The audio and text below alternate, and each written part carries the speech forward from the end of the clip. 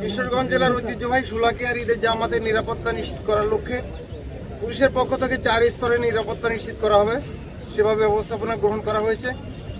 পোশাকে পুলিশের পাশাপাশি এখানে সাদা পোশাকের পুলিশ ডিপ্লয় থাকবে, পাশাপাশি র্যাব এবং অ্যান্টি টেররিজম ইউনিটের বোম ডিসপোজাল ইউনিট কাজ করবে। ট্রাফিক ব্যবস্থার জন্য বিশেষভাবে ট্রাফিক ডিপ্লয়মেন্ট থাকবে।